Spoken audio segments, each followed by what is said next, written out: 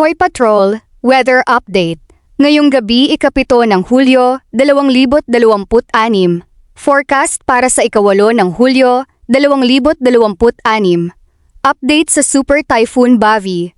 Ang Super Typhoon Bavi ay inaasahang papasok sa Philippine Area of Responsibility ngayong gabi o madaling araw ng ikawalo ng Hulyo at tatawaging Inday.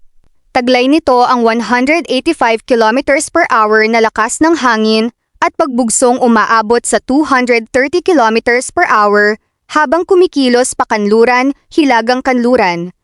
Inaasahan itong unti-unting hihina habang papalapit sa hilagang bahagi ng Luzon, ngunit mananatiling napakalakas. Mababa pa rin ang posibilidad ng direktang landfall sa Pilipinas. News 5. Always on +1.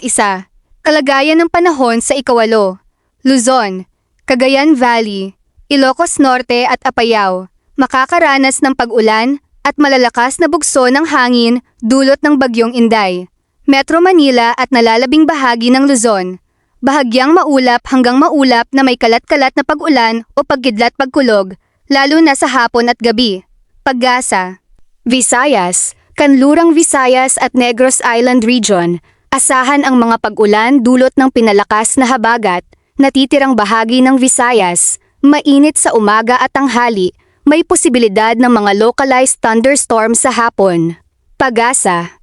Mindanao, Zamboanga Peninsula, BARMM at Soxargen, maulap na may kalat-kalat hanggang sa minsang malalakas na pag-ulan dahil sa habagat.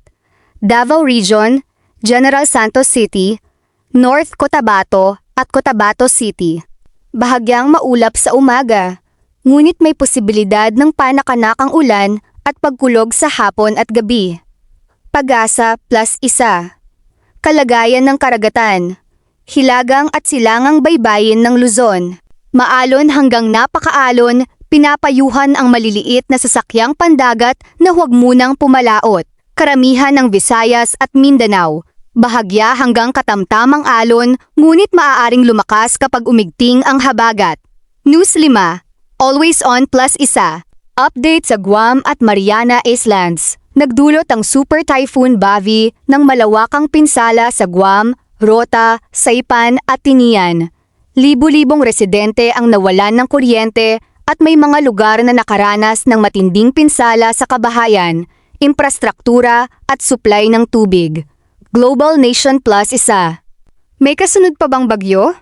Sa kasalukuyan, wala pang kumpirmadong panibagong bagyo na inaasahang papasok agad sa PAR bukod sa Bavi. Ngunit patuloy na minomonitor ng PAGASA ang mga namumuong sama ng panahon sa karagatan. PAGASA. Paalala ng Koy Patrol. Patuloy na subaybayan ang mga opisyal na abiso ng PAGASA at ng inyong lokal na pamahalaan.